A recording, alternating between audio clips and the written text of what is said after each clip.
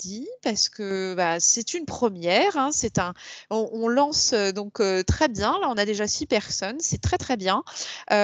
Donc, une première visioconférence organisée avec la ville du Kremlin-Bicêtre, financée par le département du Val-de-Marne, pardon.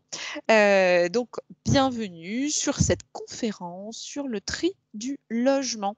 Donc, le financement par le Val-de-Marne via la conférence des financeurs et la CNSA. Donc, on les remercie chaleureusement et surtout d'avoir accepté de bouger l'organisation et qui, je pense, est vraiment nécessaire. Alors, je crois que Dominique vient d'arriver.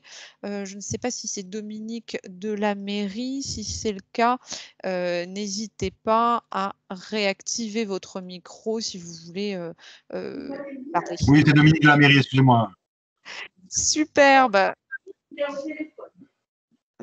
Donc, vous voyez, on a du monde. On a déjà des personnes qui sont connectées. Donc, super nouvelle. Je suis ravie.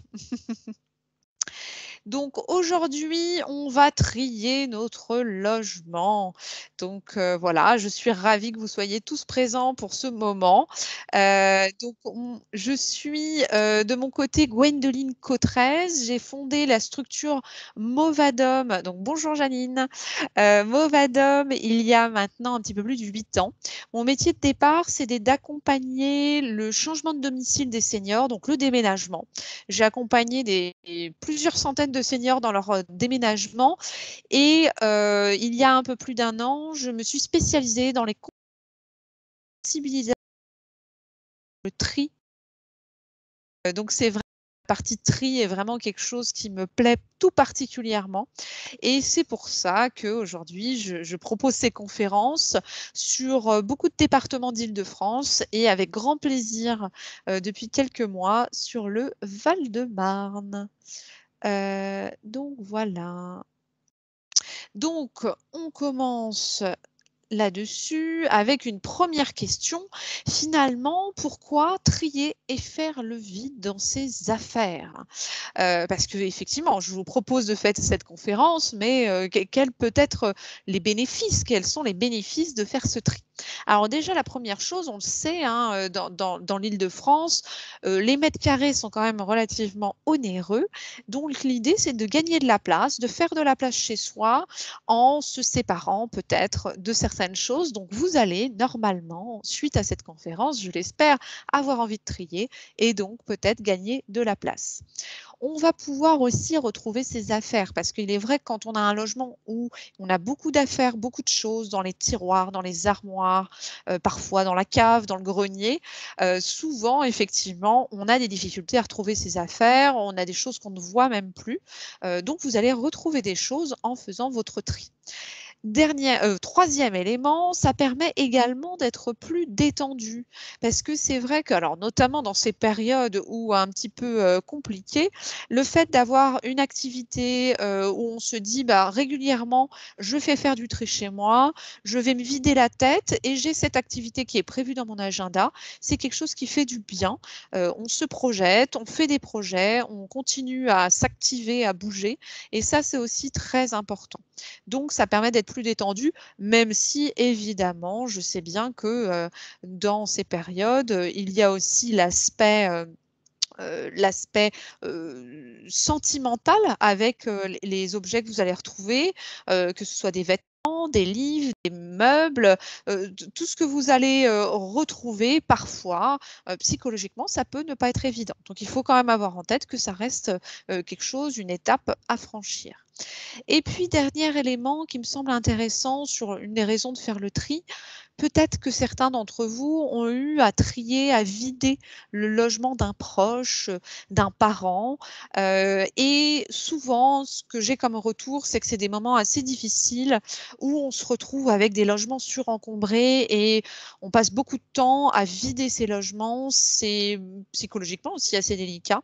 Et donc, alors, c'est pas forcément le plus rigolo de cette matinée, mais l'idée de prévoir pour soi en se disant, moi, mes héritiers, mes enfants, mes petits-enfants, j'aimerais bien que s'il m'arrive quelque chose, ma maison soit un peu organisée déjà et qu'il n'y ait pas trop de choses à trier. Donc, c'est aussi une idée de prévoir l'avenir et de s'organiser, d'organiser les choses pour s'il nous arrive quelque chose. Donc, voilà un petit peu les raisons pour lesquelles je vous encourage à faire du tri. Alors, n'hésitez pas dans le chat à envoyer vos questions, vos remarques et vos témoignages. Ils seront vraiment très, très bénéfiques pour cette conférence. Alors, je commence très fort par vous montrer les situations extrêmes. Alors là, vous voyez sur la droite la petite commode avec une pile de magazines assez impressionnante. Alors, c'est véridique. Donc, c'est-à-dire qu'on est arrivé chez un monsieur et il y avait 1 mètre comme ça de magazines empilés sur sa commode. Donc bon, on imagine bien qu'il ne les lisait pas. Et le reste de l'appartement était bien pire, plutôt à l'image de ce que vous voyez sur la gauche. Donc en fait, ça s'appelle le syndrome de Diogène. C'est une pathologie qui est malheureusement assez méconnue, mais très connue des services sociaux et des personnels médico-sociaux. Donc le syndrome de Diogène, c'est vraiment la pathologie qui fait qu'on va entasser, surencombrer son logement à un point où parfois, moi j'ai rencontré des personnes qui ne pouvaient même plus rentrer chez elles. Donc c'est-à-dire qu'elles n'arrivaient plus à rentrer dans leur logement. Ils dormaient sur le palier littéralement. Donc vraiment, ce syndrome de Diogène, c'est quelque chose qu'il est bon, je pense, de connaître, notamment parce que c'est très courant et qu'on peut avoir un proche, un voisin, une connaissance qui a cette pathologie. Alors c'est très difficile généralement de s'en rendre compte parce que la personne, évidemment, ne demande pas d'aide, ça ne se voit pas sur elle forcément. Et la façon dont on s'en rend compte souvent, c'est que vous allez avoir des odeurs, avoir des petites bébêtes qui vont un petit peu courir partout, et c'est là où on s'en rend compte. Donc pour aider ces situations-là, c'est vraiment important d'alerter les services sociaux, donc la mairie, hein, le service centre communal d'action sociale qui vous a donné les infos. Et donc voilà, vous pouvez vraiment donner ces infos-là. Donc merci Dominique, effectivement, merci vraiment à tous pour votre participation. Vous êtes nombreux, donc super. Les seniors du Kremlin-Bicêtre sont connectés, c'est top. Donc voilà comment aider ces situations. Le syndrome de Diogène, donc, qui est un syndrome assez connu des services sociaux, mais peu du grand public, que je voulais vous présenter. J'espère que ça va aussi vous motiver pour faire du tri, pour ne pas en arriver à là, hein. Bon, même si c'est des situations extrêmes, mais c'était mon objectif aussi de vous motiver à trier chez vous. Alors, je vais passer un petit quiz. Donc, nous avons 6 questions. L'objectif, c'est que vous puissiez répondre à chacune de ces questions. Alors, je vais vous les poser, voilà, moi à l'oral. Et ensuite, à chaque question, si vous répondez oui à une question, vous comptez 1 point. Alors, soit sur vos doigts, soit vous mettez un petit bâton sur un papier. Et ensuite, vous pourrez me mettre le nombre de points que vous avez dans le chat. Et je pourrais vous dire finalement à quoi ça correspond en termes de besoin de trier. Même si, attention, ça n'engage que moi, c'est moi qui ai inventé ce petit questionnaire, donc pas de panique si vous avez, de toute façon, il n'y a ni de mauvaise ni de bonne réponse. Alors, première question. Vous recherchez constamment des choses qui ne se trouvent pas à l'endroit prévu. Donc, est-ce que, par exemple, tout à l'heure, lorsque vous avez à pour la vision des éléments, si ça vous demande de rechercher des choses que vous ne trouvez pas, vous mettez 1 point, donc sur vos doigts ou sur un papier. Deuxième question, dans votre cuisine, tous les espaces sont remplis. Donc, est-ce que c'est le cas? Est-ce que, par exemple, sur le plan de travail, vous avez du mal, par exemple, à trouver de l'espace pour pouvoir couper les carottes, les légumes? Donc voilà. Ah, Dominique, vos stylos pour répondre au quiz sur l'écran, très bien. Bon, bah déjà, voilà, vous savez que c'est le cas. J'ai mis un petit hop. Super. Troisième question, est-ce que vous payez vos factures en retard parce que vos factures sont introuvables? Donc, si c'est le cas, si quand une facture arrive, elle se retrouve mélangée au milieu d'un tas d'autres papiers et que vous avez du mal à retrouver vos papiers, on remet un point. Quatrième question, votre linge vous encombre car vos tiroirs sont tellement pleins que vous ne pouvez plus le ranger. Donc, si c'est le cas également, vous pouvez vous rajouter un point. Quand vous avez besoin d'un stylo, vous avez du mal à en trouver un qui écrive. Donc là, c'est le même principe que le stylo tout à l'heure, mais en version, vous en avez trouvé un, mais par contre, il n'écrit pas. Donc, on est bien embêté. Dernière question, circuler dans votre logement est difficile. Ah, d'accord, donc madame a des difficultés. C'est noté, Dominique. Ah, pour le linge, d'accord. Ah bah, on compte. Tant pis, on fait pour le couple. Allez, hop. Donc, vous comptez votre nombre de points. Donc, à chaque fois que vous avez répondu oui à une question, ça fait un point. Et je vous demanderai dans le chat de m'écrire le nombre de réponses oui que vous avez eues. Donc, est-ce que c'est 0, 1? Donc, ça va de 0 à 6. Donc, 2, j'ai 2 ici, très bien. Merci beaucoup pour votre réponse. N'hésitez pas, pour ceux qui le souhaitent. Chaban, superbe. Joël 2, très bien. Alors, c'est vrai que 0, c'est impressionnant. Après, ça ne veut pas dire qu'on n'a pas besoin de faire du tri. 2, ok, très bien. Alors, pour vous donner une vision un petit peu, à partir de 2 points, pour moi, je trouve que c'est bien de commencer à faire du tri. Alors évidemment, si vous avez 0 point, vous pouvez quand même faire du tri, hein, et pas d'inquiétude si vous avez 6 points, hein, voilà, c'est pas du tout un problème. On a toujours des marges de manœuvre, on peut toujours faire du tri, donc super. Bah, merci pour vos réponses. Je suis ravie et vous êtes au bon endroit pour faire du tri. Alors, je vais vous présenter la méthode que moi j'utilise pour trier. C'est la méthode de Marie Kondo. Alors, peut-être que certains connaissent déjà cette japonaise qui est très inspirante, qui a vraiment créé une méthode, alors aussi bien pour trier, mais aussi pour ranger dans ses placards. Et alors, c'est très impressionnant. Bah, vous voyez la photo à droite. Elle a un logement impeccable. Tout est trié au cordeau. Alors, elle est plutôt sur le minimalisme. On a très peu d'affaires. Alors, elle va très loin, hein. Vous n'êtes pas obligé d'aller jusque-là dans l'envie d'avoir voilà, un logement épuré. Mais c'est vrai que c'est assez intéressant. Alors, elle a écrit un livre qui s'appelle La magie que moi j'ai lu et qui est vraiment, vraiment passionnant et surtout très motivant, inspirant pour faire du tri chez soi. Attention néanmoins, notamment sur la partie administrative, elle va très loin, elle nous dit de tout jeter. Donc là, attention, en France, c'est pas forcément possible.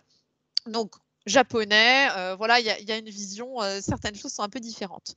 Elle a aussi créé, je vous le mets sur la gauche, alors quand vous êtes dans Teams, si vous cliquez sur certains éléments, parfois, j'ai mis des liens, donc ça vous envoie directement sur certaines choses. Donc à gauche, c'est une série Netflix qu'elle a créée.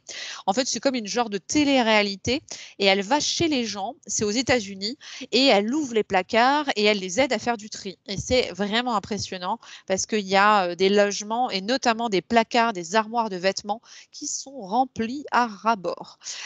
Donc, une série, un livre, et il y a aussi des coachs en rangement qui sont certifiés par Marie Kondo. Alors, je ne sais pas s'il y en a en France, je ne sais pas. En tout cas, c'est vrai qu'elle a vraiment créé tout un écosystème et elle représente un peu cette mouvance de tri, écologie et vivre dans un logement le plus confortable et le plus épuré possible. Donc, je vais vous donner quelques préceptes qui sont, je trouve, intéressants dans son livre, mais je vous invite bien sûr à le lire pour avoir plus amples informations.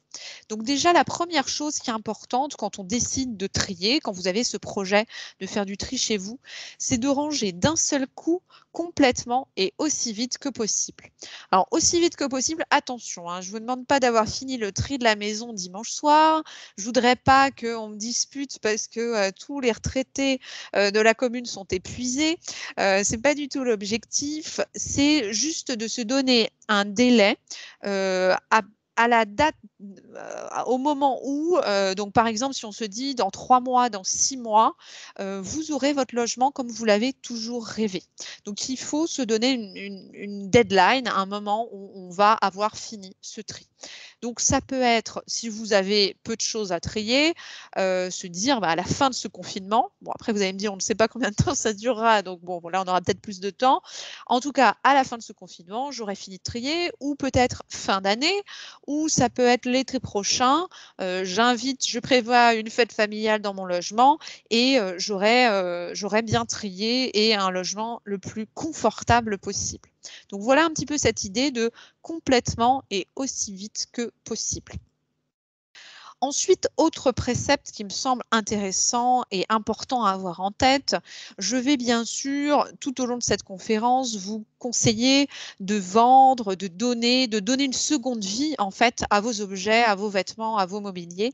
Mais il y a parfois des choses qu'on ne pourra pas garder, qu'il faudra jeter.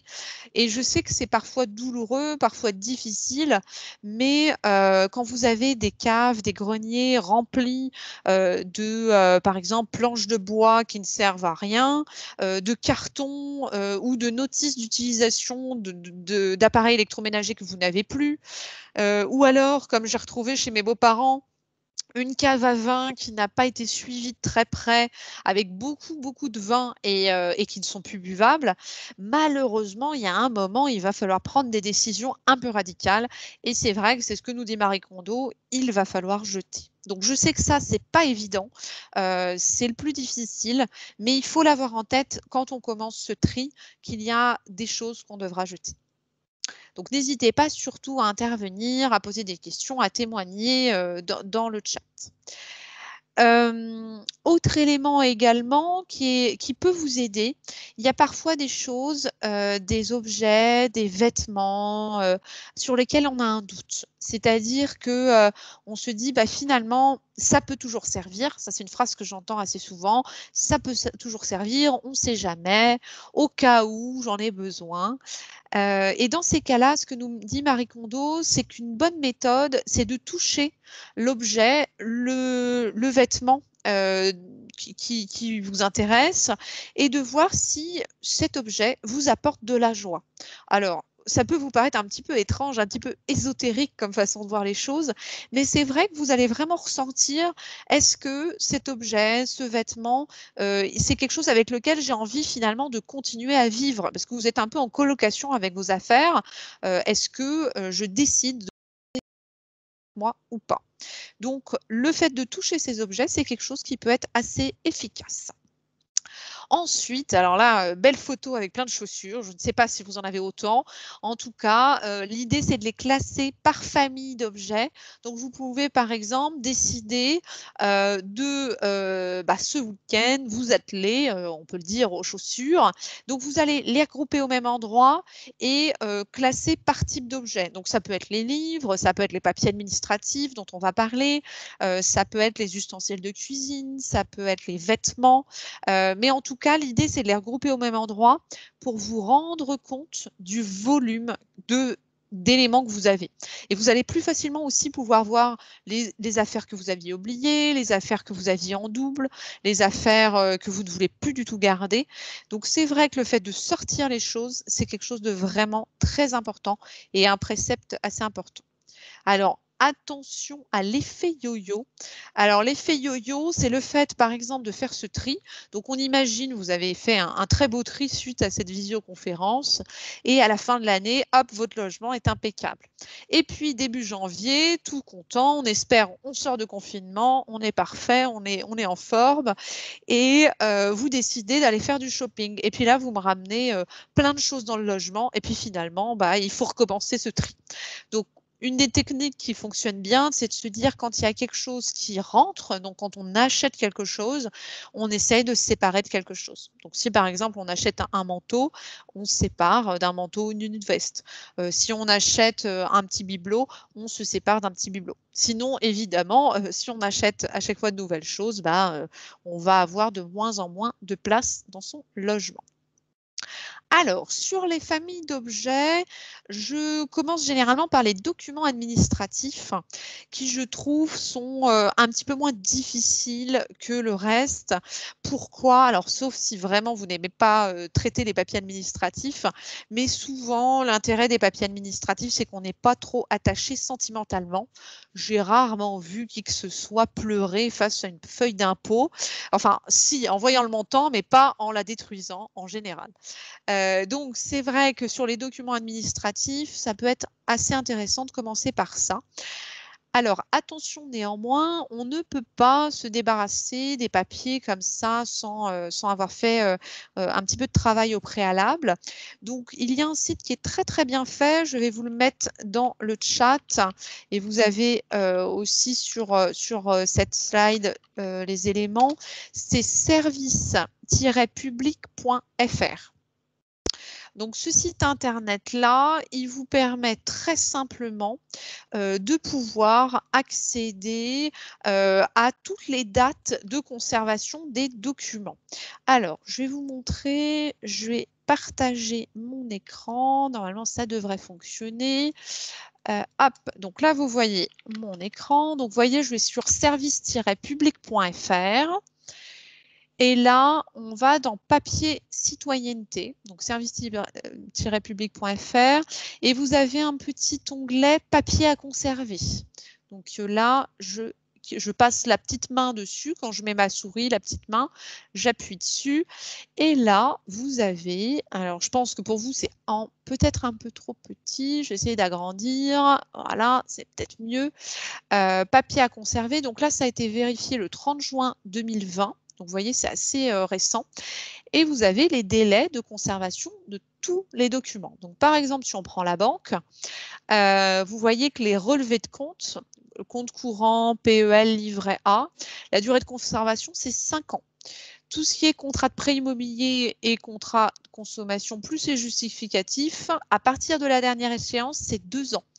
Donc, si vous avez des contrats de prêt immobilier d'un logement que vous avez, le prêt est fini, il n'y a effectivement pas besoin, enfin, il y a besoin que de garder 2 ans. Les talons de chèque, c'est pareil, 5 ans. Donc, pas besoin de me garder 30 ans de talons de chèque non plus. Pour les impôts également, je vous en parlais tout à l'heure, tout ce qui est déclaration de revenus, avis d'imposition sur le revenu, c'est 3 ans. Tout ce qui est taxe foncière, taxe d'habitation, c'est 1 an. Donc là, par exemple, pour les papiers administratifs, vous pourrez, début janvier, vous débarrasser d'une année complète. Hein. Donc ça, malheureusement, c'est quelque chose qu'on doit faire de manière récurrente tous les ans.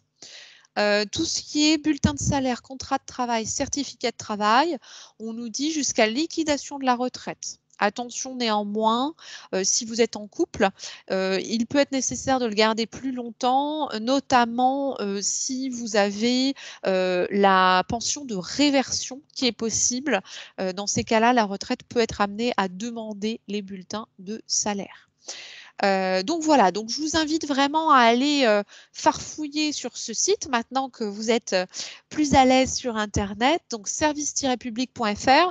Vous pouvez aussi, en appuyant sur la petite imprimante là, pour ceux qui ont une imprimante, l'imprimer ou le télécharger en appuyant sur cette petite flèche qui apparaît là.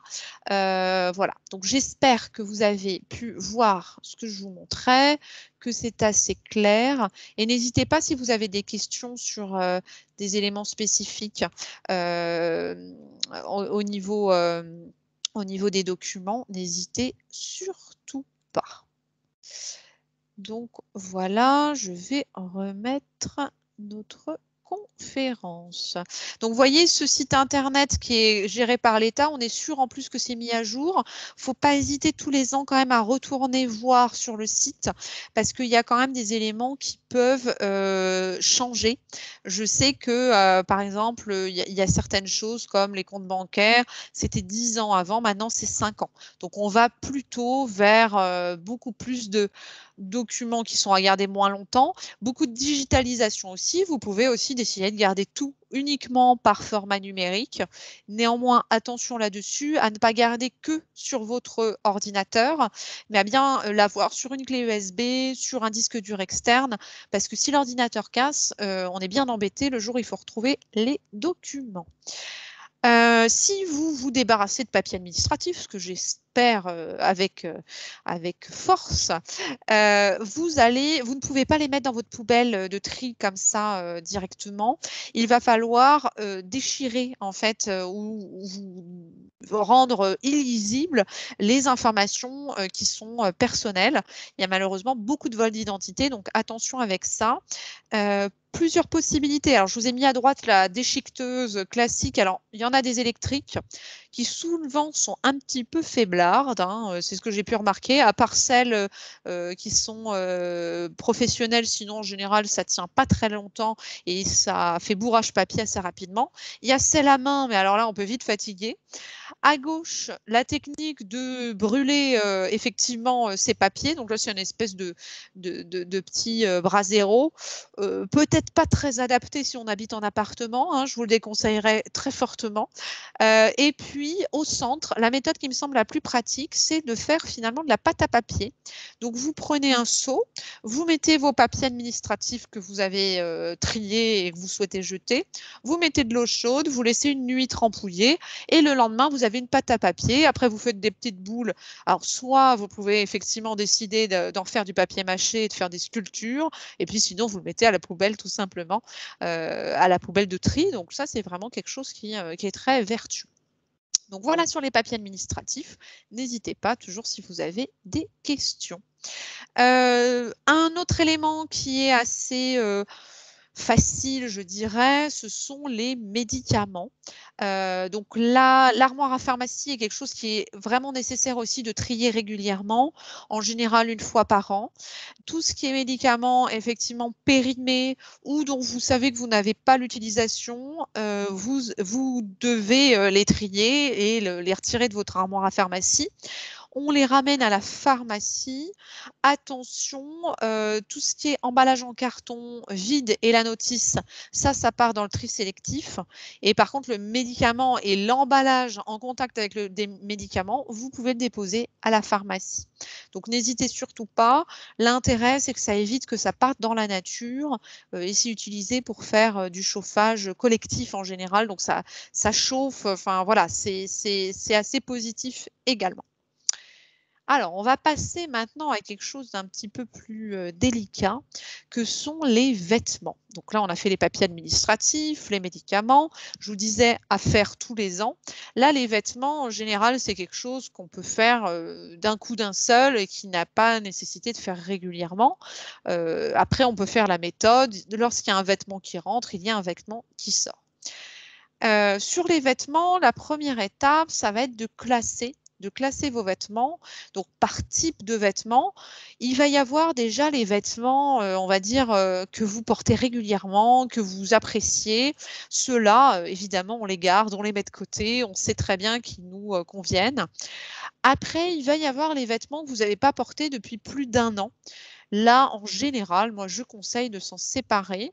Vous pouvez aussi décider de faire un petit sas de décompression et de les mettre dans un carton ou, par exemple, dans un sac poubelle et de les mettre dans la cave, dans le grenier, dans un placard. Et si dans 6 mois, 1 an, vous n'en avez pas eu besoin, et ben là, vous pouvez être sûr que vous pouvez vous en séparer. Donc, c'est aussi une façon de ne pas regretter finalement de s'être séparé de ces vêtements. Tout ce qui est vêtements abîmés aussi, bon, à part si vous êtes effectivement couturier ou couturière, vous allez pouvoir vous en séparer.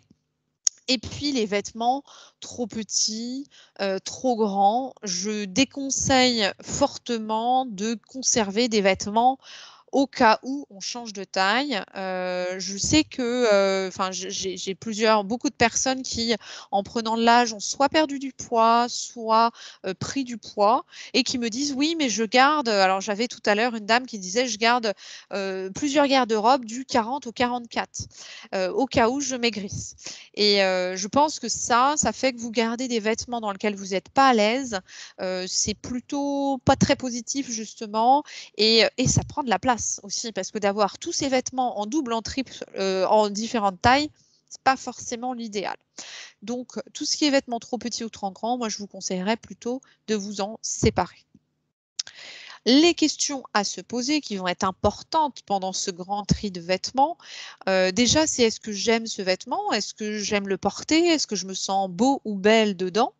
La deuxième question, est-ce que ce vêtement correspond à mon mode de vie?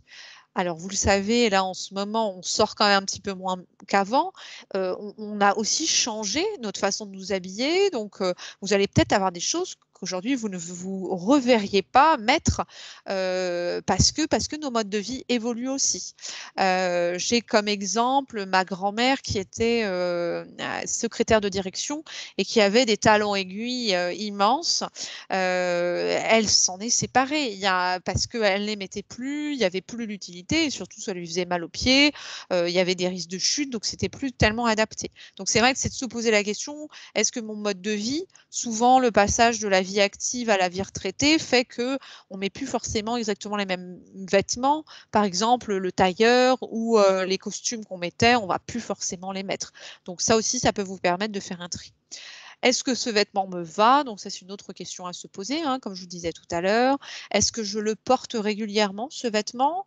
Est-ce qu'il est usé? Alors là aussi, hein, les vêtements usés, vous allez voir, on peut les donner, hein, on n'a pas forcément à les jeter, mais voilà, c'est assez facile cela de s'en séparer. Est-ce que je peux les vendre? On a certains vêtements qu'on va pouvoir vendre de plusieurs manières, mais en tout cas qui pourront être vendus aussi bien dans des brocantes, dans des sites en ligne, donc pourquoi pas. Et est-ce que je peux imaginer plusieurs tenues avec ce vêtement? Ça vous permettra aussi de voir si ce vêtement est adapté régulièrement, ou si par exemple la tenue à paillettes ou très colorée qu'on met une fois tous les 2-3 ans est vraiment nécessaire à garder. Donc voilà sur les vêtements, toujours n'hésitez surtout pas si vous avez des questions. On va maintenant passer aux livres. Alors les livres, je trouve que c'est effectivement ce qu'il y a de plus difficile, hein, souvent on y est, très attaché, psychologiquement à ces livres parce que ça nous rappelle des souvenirs, on les a lus, on les a pas lus parfois, mais en tout cas, c'est quelque chose d'assez, délicat de se séparer.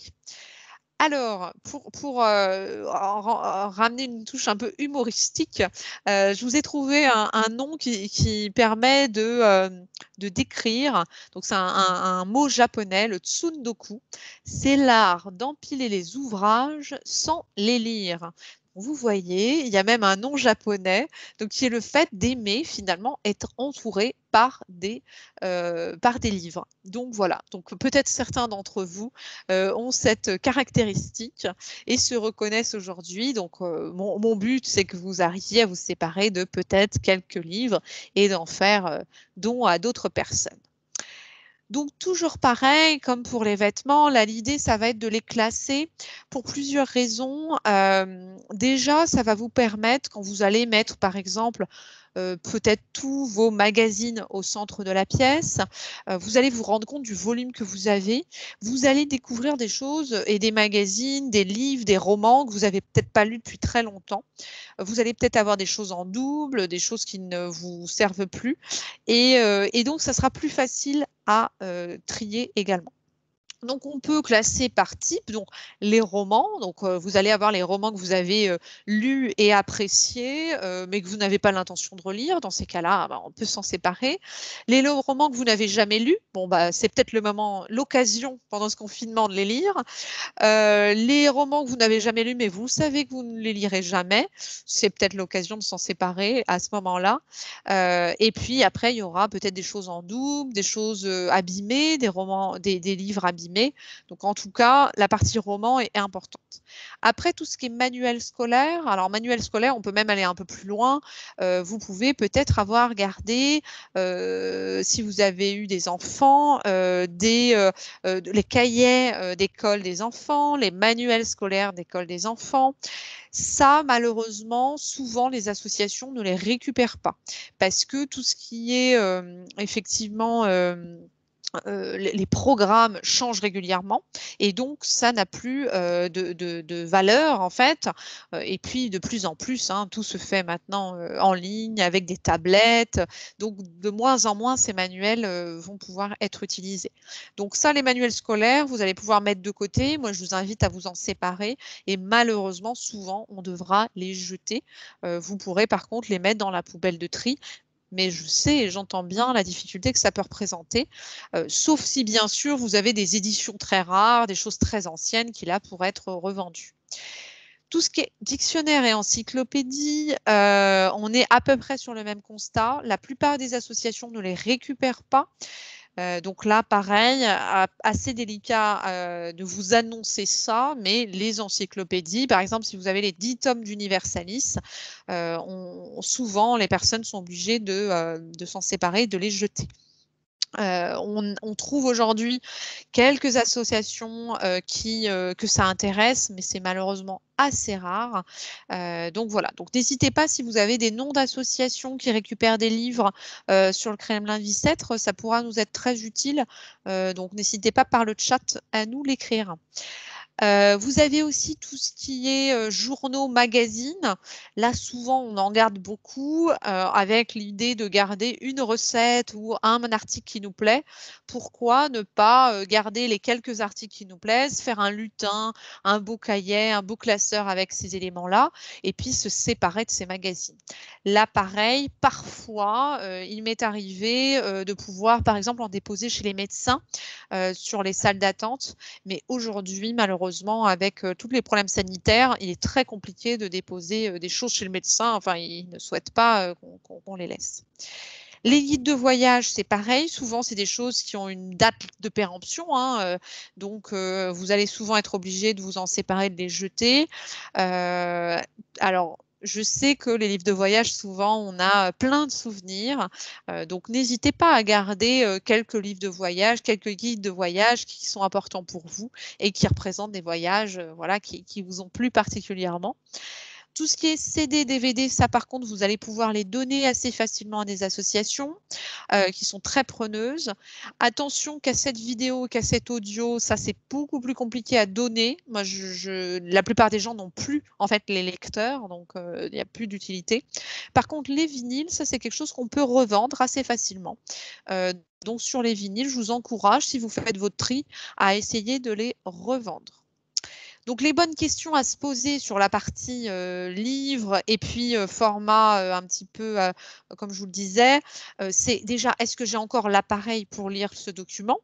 Si vous avez par exemple des mini-disques ou des films Super 8 pour ceux qui en ont, donc tous des formats un peu particuliers, est-ce que j'ai le lecteur? Est-ce que j'ai la possibilité de lire ce document? Est-ce que je vais relire ce document aussi, hein, donc que ce soit pour des livres, pour des magazines, pour des guides de voyage, est-ce que c'est quelque chose que je vais être amenée à relire? Est-ce que ça a une valeur marchande aussi? Je vous le disais pour les vinyles, certains livres, certaines choses peuvent avoir une valeur marchande. L'idée, c'est de ne pas jeter ou s'en séparer sans avoir essayé de le revendre. Et puis, est-ce que ça peut servir à quelqu'un? L'encyclopédie Universalis en 15 volumes aura malheureusement peu d'utilité dans des petits appartements aujourd'hui ou même dans des pays qui aujourd'hui ont souvent accès à Internet et donc accès à pas mal d'informations.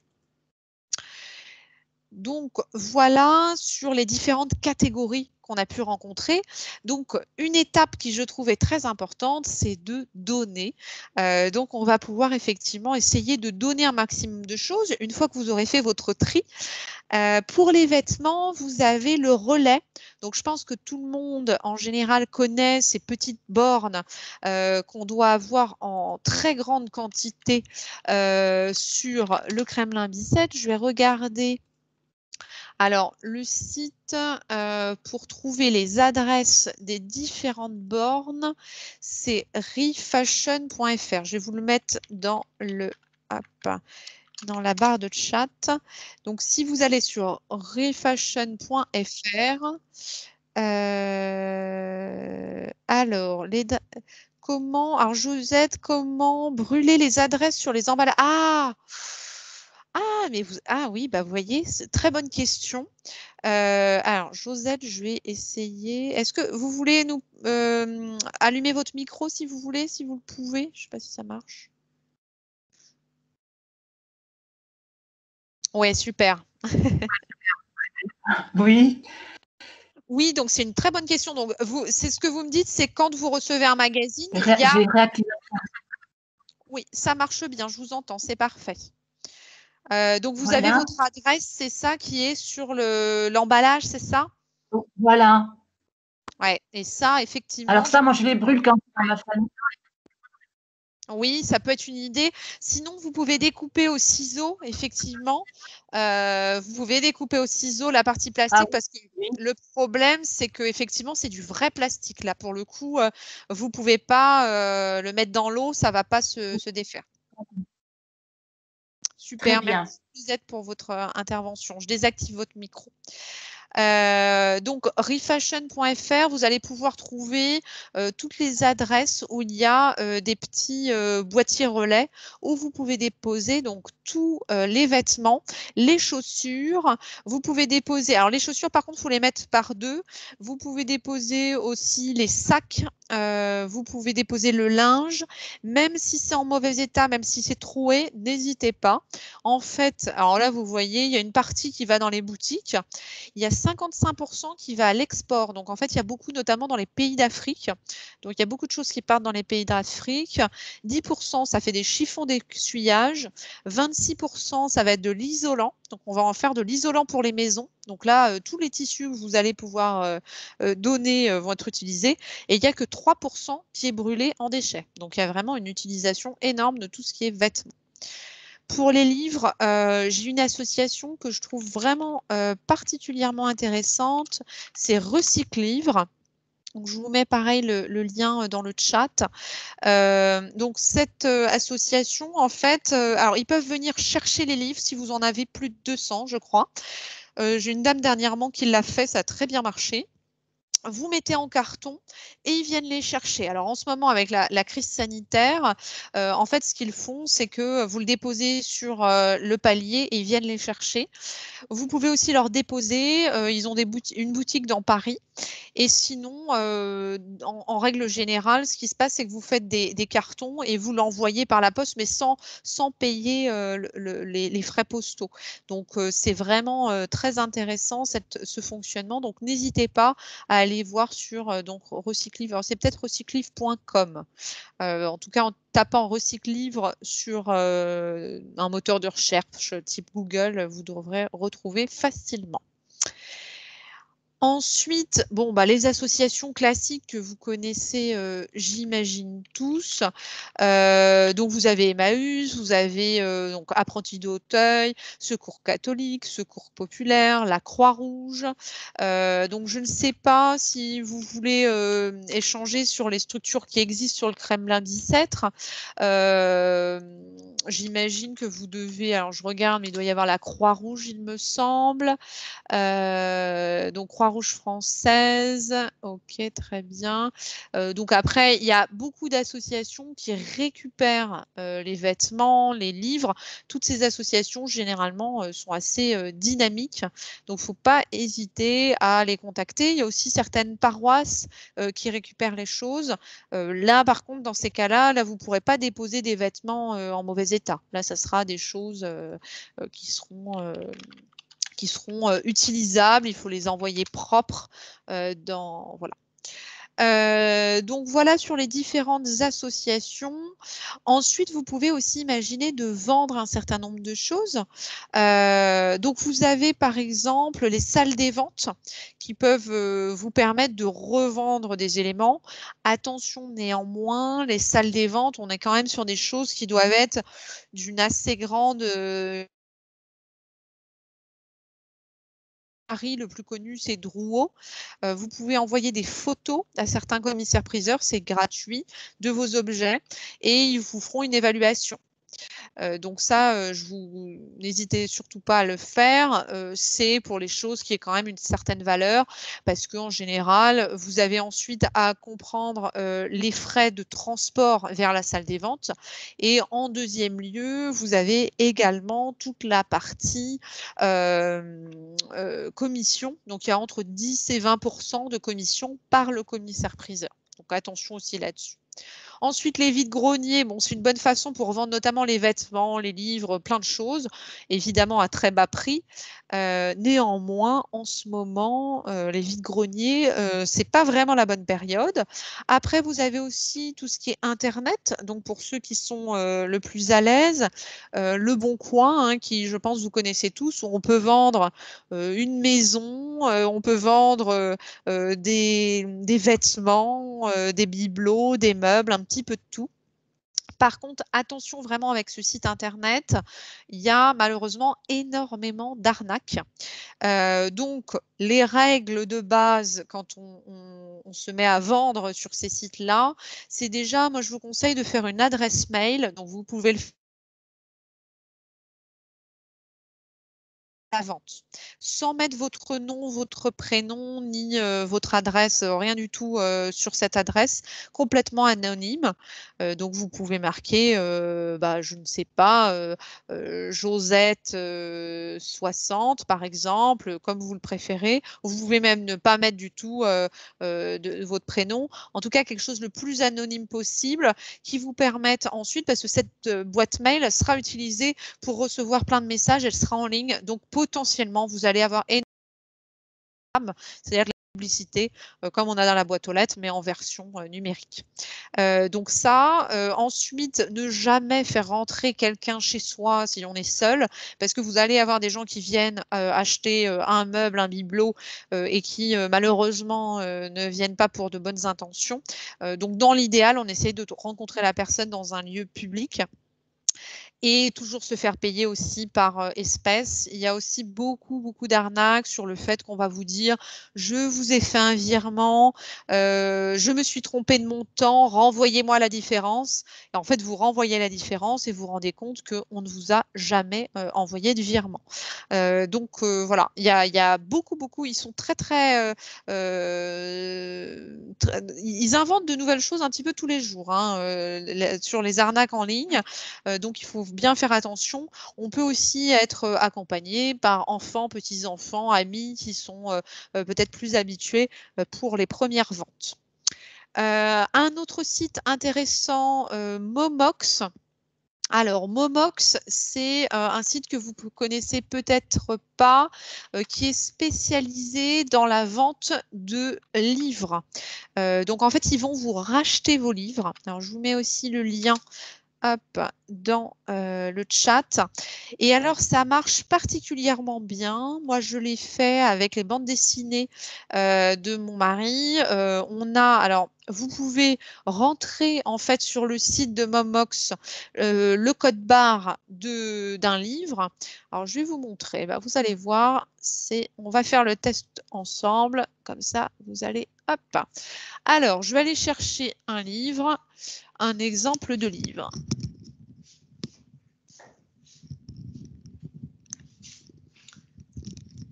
Alors donc, voici le site Momox. Donc moi j'ai un livre, ça s'appelle Culotté. C'est Pénélope Bagieux, c'est une bande dessinée sur des femmes d'exception.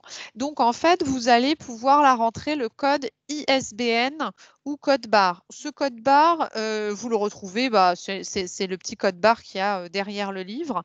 Il y a marqué soit ISBN 2 points, et là c'est ce code-là, et en dessous vous l'avez en plus gros. Donc si vous voulez aller voir, vous avec un livre, vous testez avec un livre, sur tous les livres, normalement il y en a. S'il n'y a pas de code barre, c'est que ce n'est pas un livre qu'ils prendront.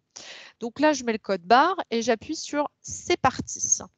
Et donc, vous voyez, là, mon magnifique livre qui valait 19,50 €, il me le rachète à 6,75 €. Donc, ce qui n'est quand même pas mal.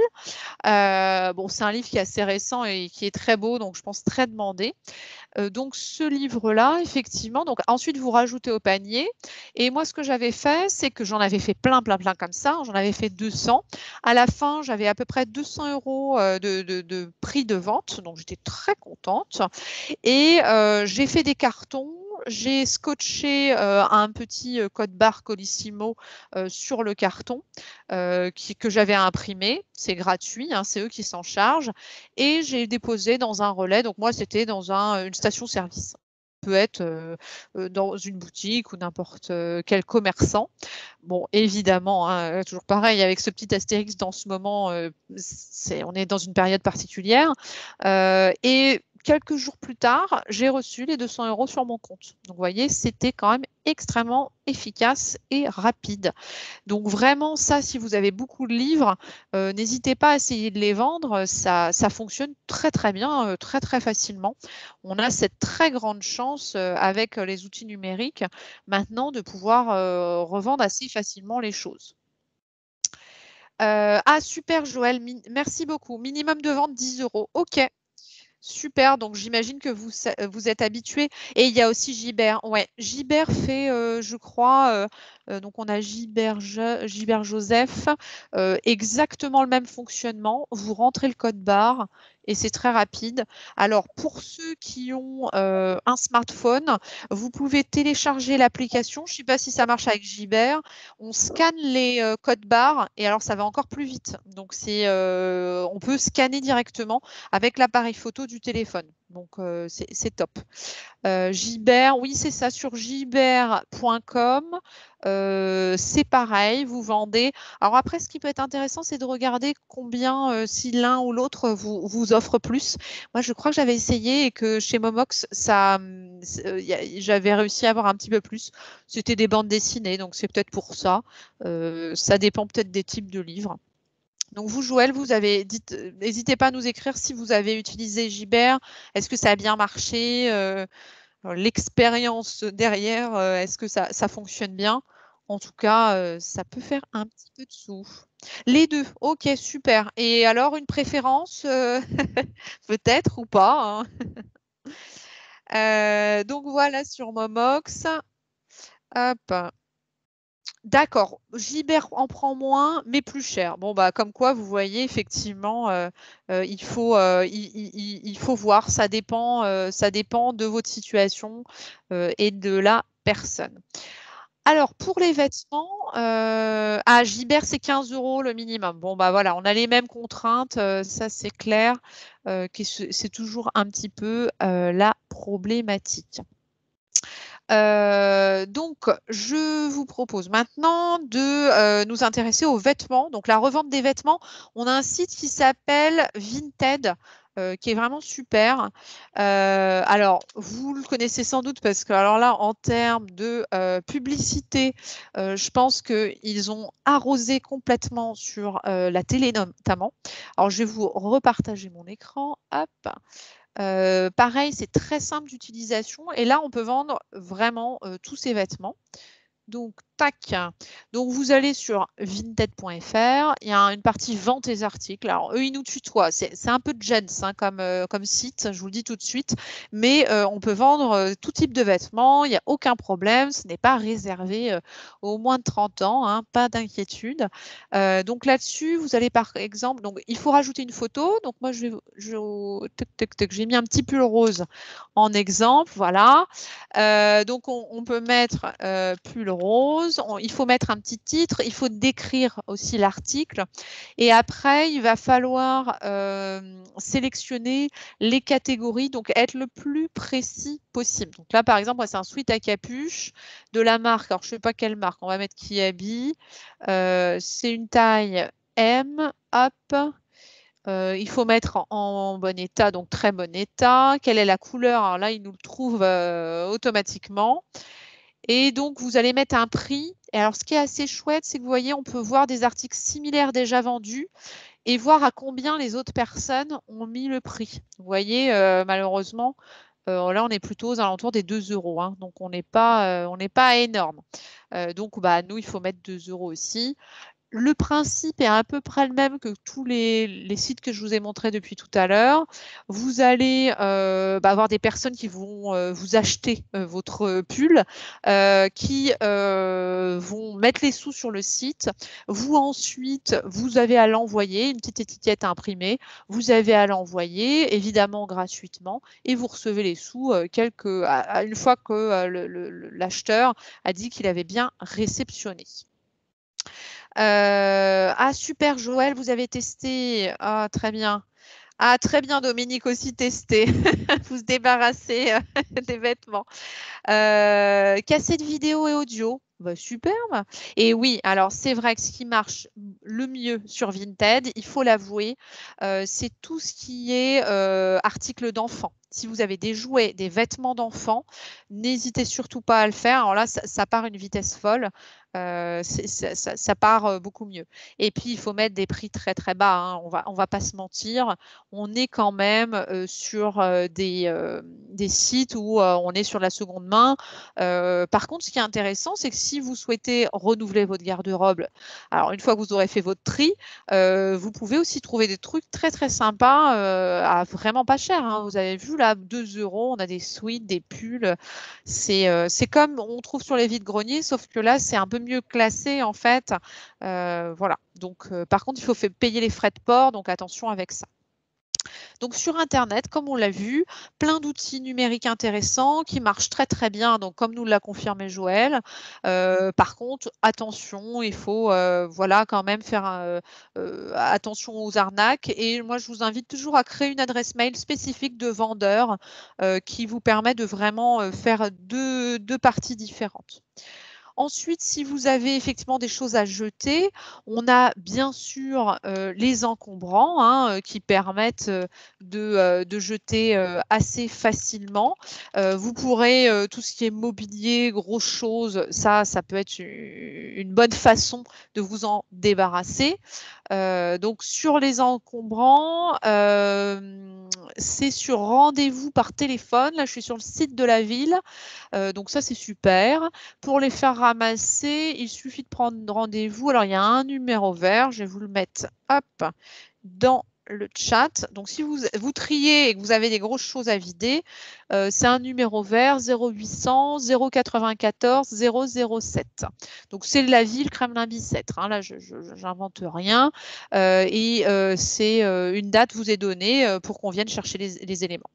Si vous avez par contre des choses qui ne sont pas collectées aux encombrants, donc généralement c'est les pots de peinture, les choses comme ça, là vous allez être obligé d'aller à la déchetterie. Alors vous, il y en a plusieurs. Il y a la poterne des peupliers à Paris, tout ce qui est déchets de bricolage, déchets toxiques. Et vous avez cette grande chance d'avoir une déchetterie mobile Recycline. Alors, au Kremlin-Bicêtre, tous les troisièmes samedis du mois, 5 13 rue Marcel Samba, en face du centre technique municipal le matin. Et là, donc, ils récupèrent effectivement tous les éléments qui ne sont pas récupérés aux encombrants. Alors, je vais vous mettre le lien vers la page de la mairie. N'hésitez pas à aller voir un petit peu tout ça. Ils acceptent ferraille, gravat, déchets électroniques, déchets dangereux, pots de peinture, bidons d'huile et tout ça. Donc, si vous faites un petit tri de la cave et du grenier, ça peut être intéressant. Après, on a aussi des structures de débarras. Donc là, c'est payant. Donc, c'est des structures qui vont venir chez vous, vider, par exemple, si vous avez une grande cave, un grand grenier à vider entièrement.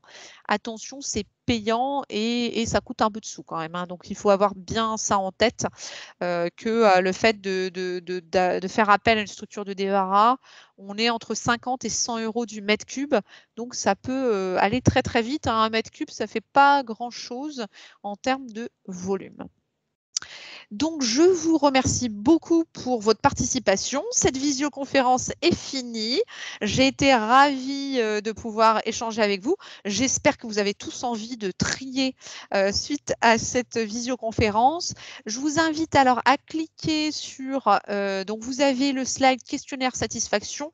Il y a marqué en très gros, cliquez ici. Et donc, il vous suffit de cliquer dessus pour répondre au questionnaire satisfaction. Je vous mets aussi le lien dans le chat. Alors, c'est pour nos financeurs, hein, le département qui finance, et j'ai besoin effectivement de récolter quelques informations. C'est anonyme. La seule chose dont j'ai besoin, c'est si vous êtes un homme, une femme, votre âge, quelques autres éléments qui nous permettront effectivement de pouvoir effectivement vous certifier à nos financeurs qu'on a bien travaillé.